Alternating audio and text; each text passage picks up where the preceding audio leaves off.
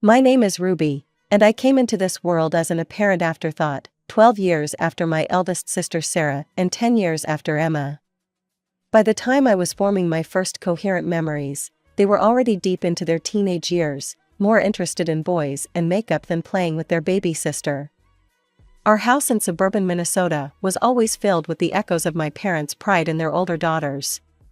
Sarah got straight A's again, they'd beam at dinner. Emma made the cheerleading squad, they'd announce to anyone who'd listen. I'd sit there, pushing peas around my plate, feeling like a shadow in my own home. I remember the day Sarah brought home her first boyfriend at 16. I was just 4, peeking through the banister rails as this tall boy with spiky hair nervously shook hands with our dad. Emma wasn't far behind, starting to date at 15. They were both so beautiful, so confident, so everything I wasn't yet. "Ruby, finish your homework," Mom would say, barely glancing my way as she helped Sarah pick out prom dresses or discussed college applications with Emma. I learned early on to be self-sufficient, to do my own thing, to not need the attention that seemed permanently focused on my sister's achievements. "Did you hear?" Mom burst into the kitchen one morning when I was 7. "Sarah got accepted to Northwestern." The news was followed by celebratory pancakes, while I sat in my usual spot, invisible as always. Emma left for college 2 years later, and suddenly, I was alone in a house that felt both too empty and too full of their lingering presence. Their rooms became shrines to their past lives, trophies, photos, and memories preserved exactly as they'd left them. Meanwhile, I carved out my own space, learned to find comfort in solitude, and tried not to mind when every conversation somehow circled back to my amazing older sisters. The real turning point came when I was 15. Sarah, now married and living across town, gave birth to her first child, a boy named Tyler. I still remember the day she brought him home from the hospital, everyone cooing and crying, my parents practically floating with joy at becoming grandparents. "You'll be such a wonderful aunt," Mom said, squeezing my shoulder. Looking back now, I realize that was the moment everything started to shift, though I couldn't have known it then. At first, I was genuinely excited about being an aunt. Tyler was adorable, and I loved making silly faces at him while Sarah and Mom chatted over coffee. But that dynamic shifted faster than I could have imagined. It started with what seemed like an innocent request one Saturday morning. "Ruby, could you watch Tyler for a couple hours? I really need to do some shopping," Sarah asked, already putting her purse over her shoulder. Before I could even respond, she'd placed Tyler in my arms and was heading for the door. "Thanks, sis. You're the best." That became the new normal. Every weekend, Sarah would show up at our parents' house, hand over Tyler, and disappear for hours. Sometimes it was shopping, other times it was lunch with friends or a spa day, always under the guise of needing a break from motherhood. "It's not fair," I complained to Mom one day after Sarah had been gone for 5 hours. "I had plans to meet Jenny at the mall today." Mom barely looked up from her magazine. "Family helps family, Ruby. Your sister needs this time to herself. You'll understand when you're a mother." I was 16 when Emma announced she was pregnant. "It's a girl," she squealed at the family dinner. While everyone celebrated, I felt a knot forming in my stomach. Sure enough, when little Sophie arrived, history repeated itself with a vengeance. Now my weekends were a circus of managing a 3-year-old Tyler and baby Sophie. Try helping a toddler build block towers while trying to keep a crying infant calm. It's not as fun as it sounds. And homework? Forget about it until they were both napping, if they ever napped at the same time. "Jason asked me to the movies tonight," I told Dad one Saturday, while bouncing Sophie on my hip and watching Tyler color on our coffee table instead of his coloring book. "Well, you should have thought about that before agreeing to watch the kids," he replied. I never agreed. "Nobody ever asks me." The frustration in my voice made Sophie start crying. "Lower your voice, you're upsetting the baby," Mom scolded from the kitchen. "And stop being selfish. Your sisters need this support." I started spending my free time in the school library, researching colleges. Not just any colleges, ones far away from home. I threw myself into studying, knowing good grades were my ticket out. Every A on my report card was one step closer to freedom. When my acceptance letter from Berkeley arrived, including a partial scholarship, I felt like I could finally breathe. But my family had other plans. The community college here has a great business program, Sarah suggested during what they called a family council, but I called an intervention. You could live at home and save money. And help with the kids, Emma added brightly, as if that was a selling point. I looked around our living room at their expectant faces, Mom, Dad, Sarah, Emma, and Grandma Rose, who'd been unusually quiet throughout the discussion. Actually, Grandma Rose's voice cut through the tension like a knife. I think Berkeley is perfect for Ruby.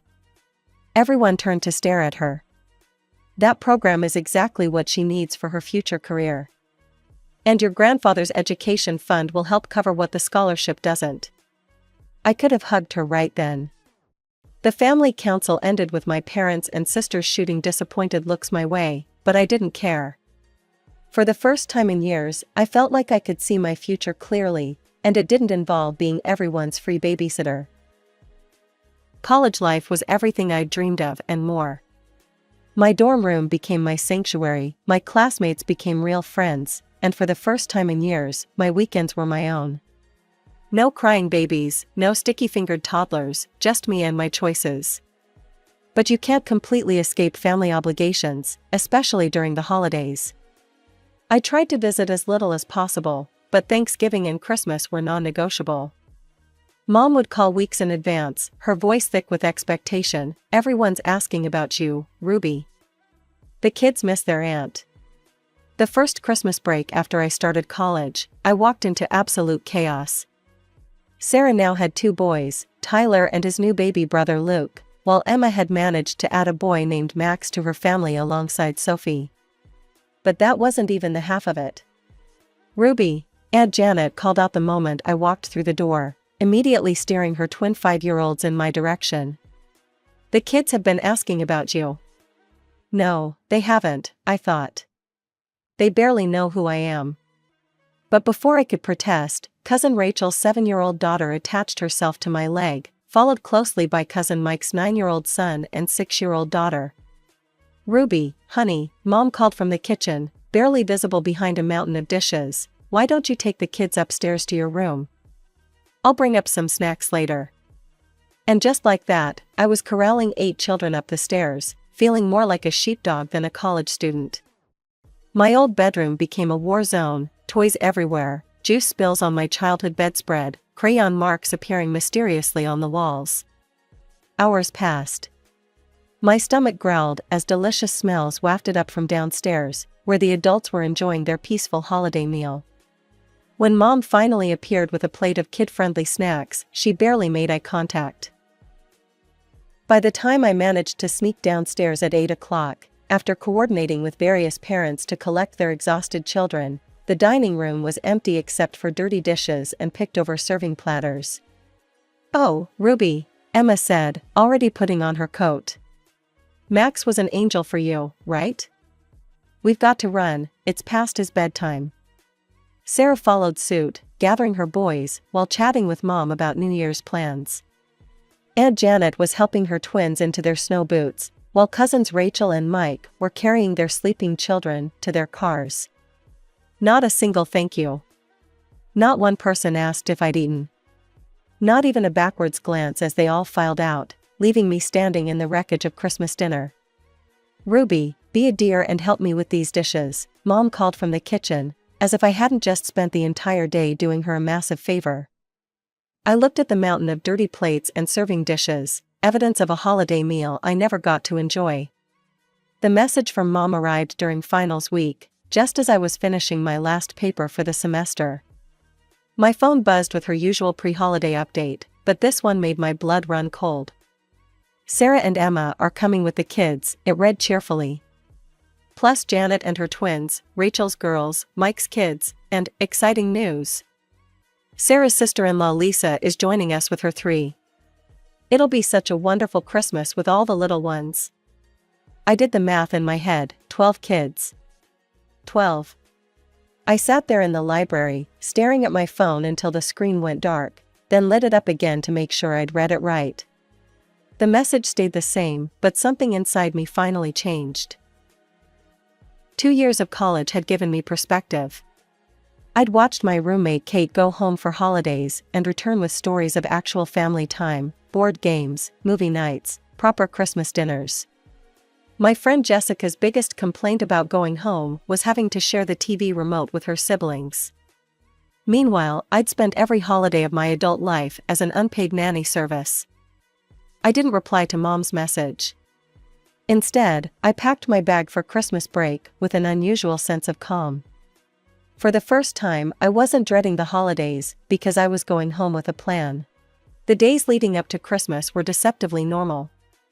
I helped Mom in the kitchen, breathing in the familiar scents of her signature dishes, pot roast, honey-glazed ham, and her famous apple pie. I decorated the Christmas tree, carefully hanging the ornaments I'd made in elementary school alongside the fancy glass balls Mom reserved for the front of the tree. Christmas Day arrived with a flurry of activity. Cars began pulling into our driveway one after another, each bringing more chaos than the last. Sarah arrived first with her boys, now 5 and 3, followed closely by Emma with Sophie and Max. Lisa, Sarah's sister-in-law, showed up with her 3 kids, all under 7. The rest of the relatives poured in after them, each family adding more children to the growing crowd. I watched from the corner of the living room as the noise level rose steadily. Sarah made her way toward me, her youngest balanced on her hip while the older one tugged at her sleeve. "Ruby," she called out with that familiar tone, the one that meant she was about to pass off her parental duties. "The boys have been so excited to see you. They can't wait to play with their favorite aunt." She was already nudging them in my direction, the same way she had 100 times before. But this time was different. This time, I stood my ground and looked her straight in the eye. "No," I said, my voice steady, despite my racing heart. "I'm not watching the kids today. I'm here to enjoy Christmas like everyone else." The room didn't exactly fall silent, there were too many children for that, but I could feel the ripple of shock move through the adults. Sarah's mouth dropped open. Mom froze in the doorway with a plate of cookies. Dad looked up from his newspaper with raised eyebrows. "But who's going to watch all the kids?" Emma's panicked voice carried across the living room as I turned toward the stairs. I glanced back just long enough to see Mom's helpless shrug and the bewildered looks on everyone's faces. The sight almost made me laugh, they looked like someone had just told them Christmas was cancelled. My feet carried me up the familiar stairs, past the family photos marking my sister's many achievements, and into my childhood bedroom. The soft click of the door closing behind me felt like the period at the end of a very long sentence. I flopped onto my bed, the same twin bed I'd had since middle school, and let out a long breath. Downstairs, I could hear the muffled sounds of chaos, adult voices rising and falling, children crying, the occasional thump of something being dropped or thrown. Can you believe her? So selfish. In my day. The fragments of conversation that filtered up through the floor made me smile. Let them talk. Let them finally face the reality of watching their own children. My phone buzzed with a message from Kate. "Did you do it? Did you finally stand up to them?"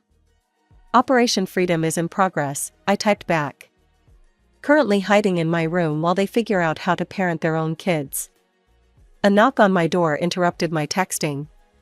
"Ruby?" Mom's voice was trying for concerned but landed somewhere between annoyed and desperate. "The children are asking for you." I didn't move from my comfortable position on the bed. "I'm busy, Mom." Her sigh was audible through the door, followed by the sound of her footsteps retreating down the hallway. I returned to my phone, joining a group chat with my college friends who were providing running commentary on their own family Christmas dramas. Jessica's uncle was drunk again, Mike's grandma was asking when he'd find a nice girl, Kate's brother had brought home a surprise girlfriend. 2 hours passed like this, in peaceful rebellion.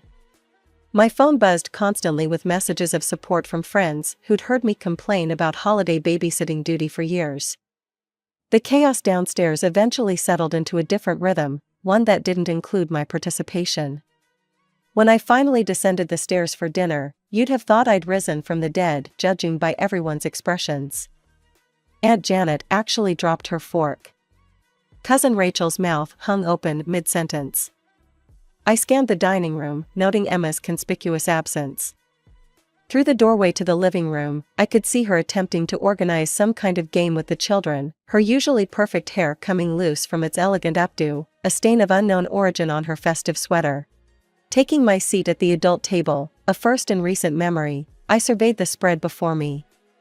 Everything was still hot, still fresh, still waiting to be enjoyed. No lukewarm leftovers, no picked-over remnants, no half-eaten children's portions.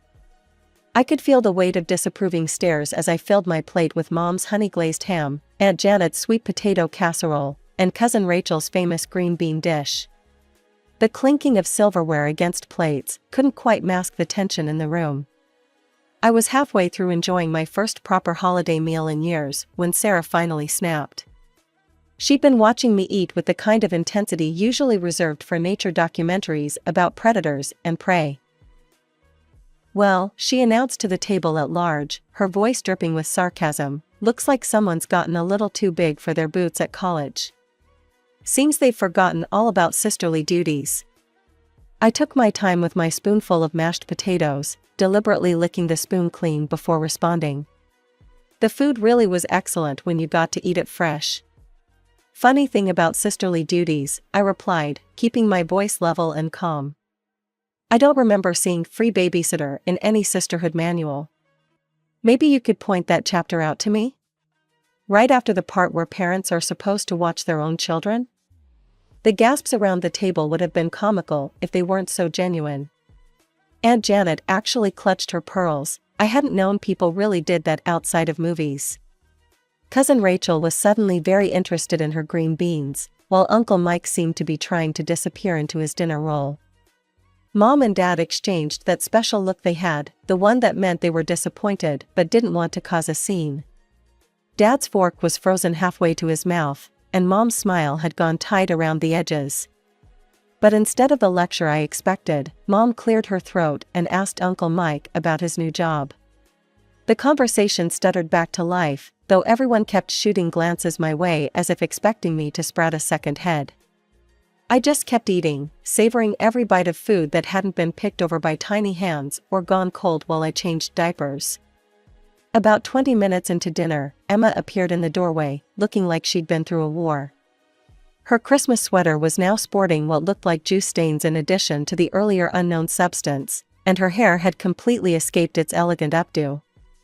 "Sarah," she called, her voice carrying a hint of desperation. "Could you?" Sarah shot me one last withering look before pushing back from the table. The sisters exchanged places, with Emma practically collapsing into the vacated chair. She looked exhausted, the kind of bone-deep tired I'd been feeling every holiday for years. Emma filled her plate mechanically, but she couldn't seem to resist giving me the stink eye between bites. I met her gaze and shrugged, then went back to enjoying my dinner. After finishing my meal, including 2 servings of Mom's apple pie, a luxury I'd never been able to enjoy before, I quietly excused myself from the table. No one protested. No one asked me to help clean up. No one demanded I take a shift with the kids. Morning light filtered through the living room windows as I came downstairs, still riding the high of my peaceful Christmas evening.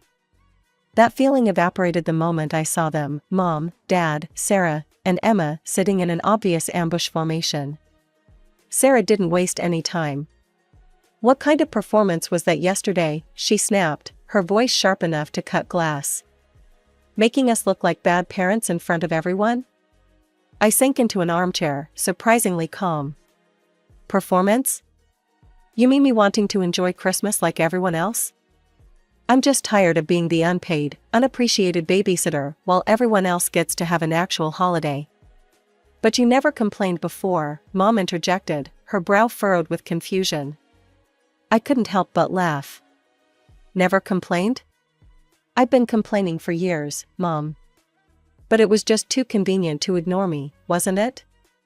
Too easy to keep exploiting the good little sister who never makes waves." They all started talking at once, their voices overlapping in a chorus of accusations and reminders of sisterly duty and family obligation. Dad kept mentioning how much they'd done for me over the years, Mom brought up how well they'd raised me, and my sisters alternated between guilt trips and outright attacks. I let them run out of steam before speaking again. They're not my children, I said quietly but firmly. I didn't give birth to them. I didn't decide to have them. They're your responsibility, not mine. Especially during the holidays when I'm supposed to be relaxing too. That's when Sarah played what she thought was her trump card. She stood up, her face flushed with anger. Well, maybe it's time someone taught you a lesson about gratitude. Let's see how you manage without Mom and Dad paying your college tuition. The room fell silent. I watched Mom and Dad exchange uncertain glances, clearly caught off guard by this suggestion. But instead of the panic Sarah clearly expected to see on my face, I felt a strange sense of relief. Finally, all the cards were on the table. I stood up slowly. Actually, Sarah, Grandma's been paying my tuition from Grandpa's education fund, you know, the one he set up for all his granddaughters? The same fund that helped put you through nursing school and Emma through business school? And even if that wasn't the case, I have a partial scholarship. Plus, unlike some people, I'm not afraid of working to support myself. Without waiting for their response, I turned and walked upstairs. It took me less than 10 minutes to pack my bags. I'd gotten good at traveling light over the years. As I came back down, Mom and Dad started calling after me, their voices a mixture of anger and panic. But I was done talking. I walked out the front door, letting it close behind me on their protests and recriminations. The winter air bit at my cheeks as I headed to my car, but I barely felt it. The drive back to campus was oddly peaceful. As the miles between me and home increased, I systematically blocked their numbers: Mom, Dad, Sarah, Emma. Each tap on my phone screen felt like breaking another link in a chain I hadn't even realized was weighing me down. My dorm room welcomed me back with its blessed simplicity: no toys scattered across the floor, no sticky fingerprints on the windows, no constant background noise of children demanding attention. Just my books, my laptop, and my own thoughts. January passed in a blur of new classes and quiet weekends. February brought snow and a blessed lack of family drama. I threw myself into my studies, made plans with friends, and for the first time in years, felt like I was living my own life instead of existing in the margins of everyone else's. Then, one cold Saturday morning in late February, I looked out my dorm window and saw them, Mom, Dad, and Emma, standing in the parking lot, looking uncertain and out of place among the students rushing to and from classes. My first instinct was to pretend I wasn't home, but something in their body language made me pause. They looked different. Smaller somehow. Less like authority figures and more like people who'd driven 4 hours to right a wrong. I met them in the lobby. Emma spoke first. "Can we buy you coffee? We'd like to talk." The campus cafe was quiet that morning. We sat at a corner table, steam rising from our cups, the silence heavy with unspoken words. Mom was the first to break it. "We've been doing a lot of thinking," she began, her fingers nervously tracing the rim of her cup. "After you left, well, we had some long conversations as a family." "Very long conversations," Emma added, meeting my eyes directly. "Ruby, we were wrong. All of us. We took advantage of you for years and called it family duty to make ourselves feel better about it." Dad cleared his throat. "We didn't realize, or maybe we didn't want to realize, how unfair it was. You deserved your own holidays, your own time. You deserved to be treated like an adult, not the family babysitter." I took a long sip of my coffee, letting their words sink in. "What about Sarah?" Emma sighed. "Sarah, she's still processing. You know how she is, she has trouble admitting when she's wrong. But the rest of us, we want to do better. Things will be different now," Mom promised. "No more pushing the kids on you. No more expecting you to give up your holidays.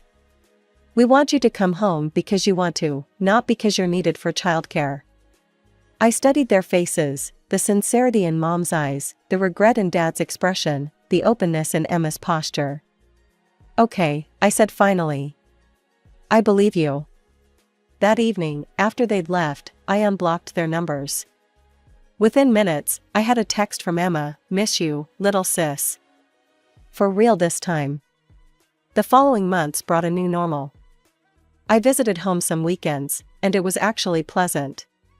When Emma brought her kids, she watched them herself or hired a babysitter.